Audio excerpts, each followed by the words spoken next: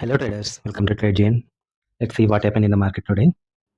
Nifty 200 points gap up అయింది and first 15 minutes మన strategy ప్రకారం నో ట్రేడ్.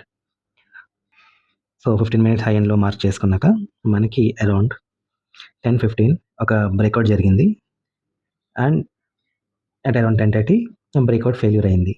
సో ఈ క్యాండిల్లో మన స్టాప్ లాస్ ఉంటుంది అండ్ అరౌండ్ 20 పాయింట్స్ మన స్టాప్ లాస్ అండ్ డేలో వచ్చేసి మన టార్గెట్.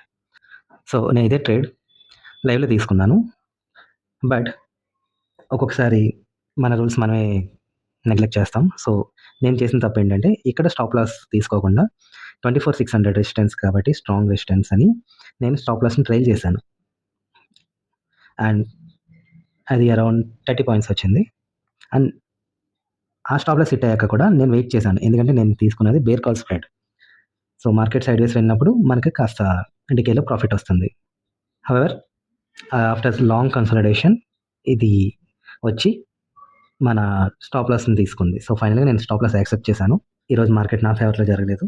సో ఇదొక లెసన్, మన రూల్స్ని మనం ఎప్పుడు కూడా స్కిప్ చేయకూడదు. నేను ఇక్కడ స్టాప్ లాస్ తీసుకుని ఉంటే నాకు వేరే మినిమల్ స్టాప్ లాస్తో నేను బయటపడేవాడిని. అండ్ లక్కీగా నేను ఆప్షన్ బయింగ్ చేయలేదు కాబట్టి నాకు ఆప్షన్ స్ప్రెడ్లో హెడ్ చేసిన ఆప్షన్లో నాకు కాస్త ప్రాఫిట్ వచ్చింది. సో ఓవరాల్గా నాకు మినిమల్ లాస్తోనే బయటపడ్డాను. సో ఇదొక biggest lesson. So next time మన స్ట్రాటజీని అండ్ రూల్స్ని ఇగ్నోర్ చేయకూడదు. Hope you like this video. We'll meet again tomorrow. Thank you.